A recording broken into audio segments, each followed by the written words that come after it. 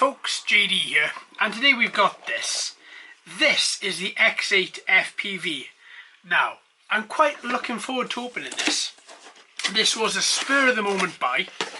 This wasn't something I was planning on. I saw it and thought, yeah, you know what, let's just go for it. So, what do we get? Well, that's obviously the accessory bag. The two manuals there. So, what do we get inside here? So we have one transmitter, which we'll come back to. We have one quadcopter, quite nicely coloured, and one battery. Okay, so here we have it. Just pop this away. Right. That looks quite interesting. Okay, so here we have it. Look at that. Quite nice red colour, matte red. I do like the matte colours. Not so much of a fan of gloss. Matte is quite nice. It just really is quite delicate as well. I think it really works quite nicely. Down here, look at this. We have a 720p camera. This camera is on a movable motorised gimbal which you control from the transmitter. So hopefully that is going to work quite well. I hope it does. Right, let's start off from the beginning. Let's start off from the top as we normally do. So with this quadcopter, let's start off here. So as you can see, matte red top, nice little silver bands to the arms here. Looks quite a lot like a Phantom-esque drone. Another thing which I find quite strange with this, we had this on another drone a little while ago. Look at the size of this gap here on the propeller arms. Absolutely huge gap. Quite literally, I can put two fingers underneath there and there's still a little bit of a room underneath there as well. Look at that. Crazy. Looks nice, feels nice. We have two LEDs under the propeller arms here. Then working down, we have our 720p camera, motorised gimbal, as we looked at first of all. We have our two landing sprigs. These are on very tightly. They're screwed in, but they do move, so they're going to absorb a little bit of movement when you do come down to land. This motorised gimbal and this camera on the back, you have a little Wi-Fi antenna, which is standard for everything. Nice little, pretty again, standard ribbon cable down to the bottom here, which is just connected. It just connects the gimbal. And then over the other side, you've got the camera, which is connected this side here. You've got an on and off button just at the bottom there. Just a little slider. It's nice to have one of those, even though it is quite nice for the quadcopters to come on themselves. To have an on and off button, I think that works just as well, and I actually prefer that. Looking at the back of the quadcopter, we have our standard little bay at the back here where the battery fits in. Now this battery is a 7.4 volt 1500 milliamp hour battery. Its flight time is up to 18 minutes and its charge time is 2 hours. Right, so 18 minutes. Well, we have seen bigger, higher capacity batteries in the past fair few videos for the past 2 or 3 months. This is becoming more of a normality, especially with these toy grade quadcopters.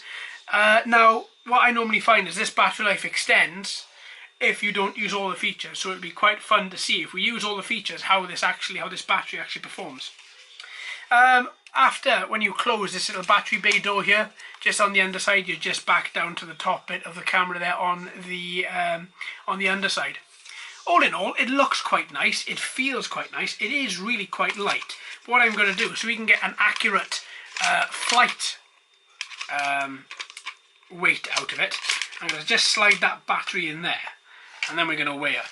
I think she's going to come in at under 250 grams. She does indeed, 169. Perfect, that is your flying weight, 169 grams.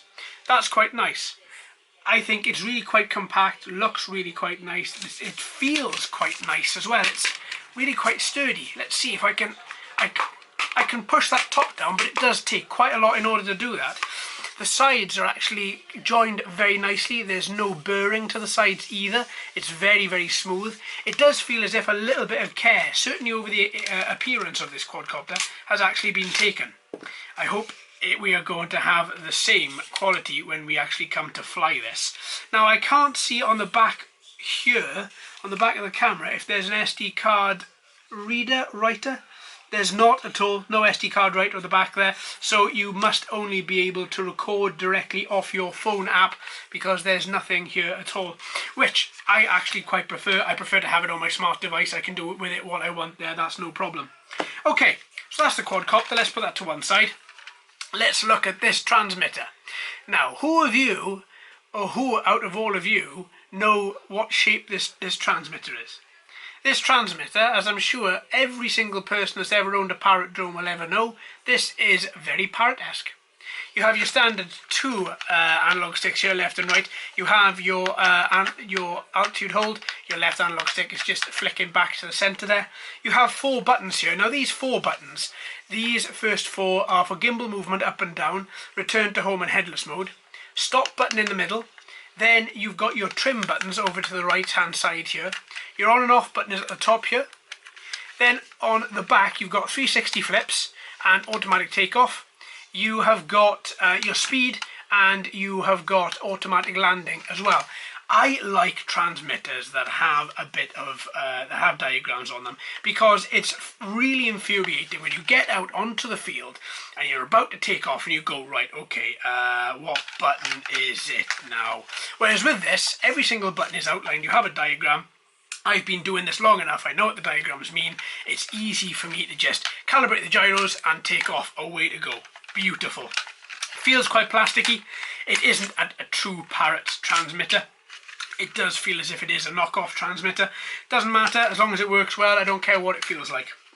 Now, in the back here you have 4 AAA batteries in order to use this transmitter. This transmitter does not allow USB charging of any sort, so you have got to ensure the batteries that go inside are fully charged or shop bought before you take this guy out. Should you want to use it as well, when you clip these battery panels back in the bottom side here you have a little screw hole. Should you want to just use the screws which are inside the pack just to tighten that up. Now, from an accessory point of view, what do we have? Well, we have a load of accessories, and a screw just fell on the floor. There we go. So, first of all, you have a bag of screws. There. Then you have an Fpv Boom, which fits on in the same style as Parrot. It fits on, oh, like that. Come on. You've got to just put this one side in, there we go, and fits on until it clips into the back like this, and it looks like that. That's quite literally that. Ooh, it doesn't feel very secure though. Is there another clip? No, there's not. With Parrot, you have another clip underneath here which clips in. With this one you don't. So if you just pull up, see the gimbal moves, the FPV Boom moves. You've got to really hold on to that. Oh, and that is so stiff. Right. That may be causing us some issues. I'm going to use my phone with this and not my tablet. There's no way that I can clip that in, not by the look of it. Nope, that is as far as it goes in as well. Right, well, we'll have to have a little look and see what that's like in the field.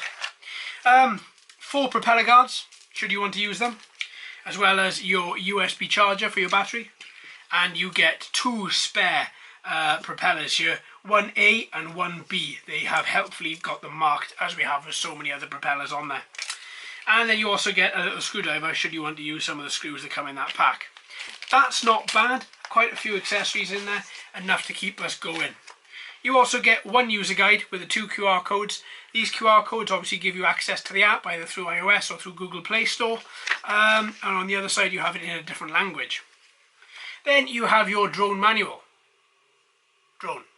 And inside it just takes you through how to use it, how to take off, as well as the parts that are used inside your quadcopter should you want to order more, as well as a little bit of technical information there as well, and how to put batteries in your transmitter and what each of the transmitter buttons do.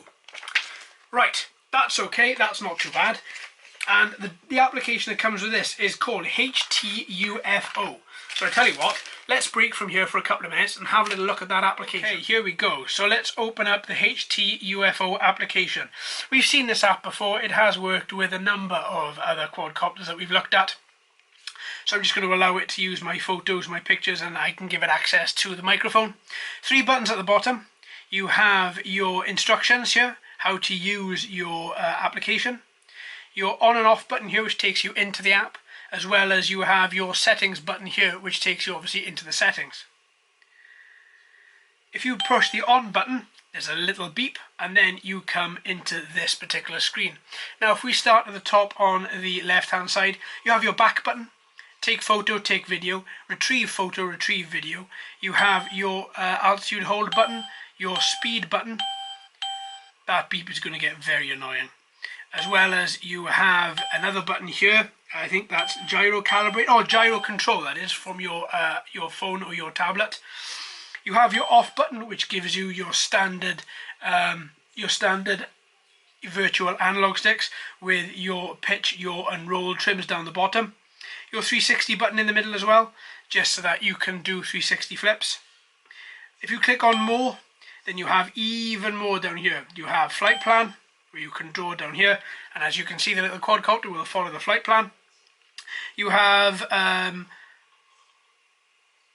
there you go. You have your 3D flip, your virtual reality button as well there.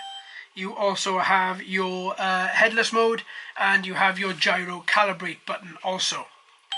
So there we go. That's just a little quick look at the HT UFO with that very annoying beep application. Okay, so there we have it. So what exactly do we get with this package? Well, we get our transmitter, we get our manuals, we get our battery for our quadcopter, and all of these accessories as well. You actually do get quite a bit with this, and for the price, it's really not too bad at all. I think this is about £40, but the link is in the description as usual, folks. And of course, you get your transmitter with movable gimbal. Alright then, friends, thank you ever so much for watching and listening. I've been JD, you've been fantastic as always. If you haven't already, please like and subscribe. Hello and welcome to all the new subscribers. I hope you're enjoying the channel. So until next time, my friends, happy flying.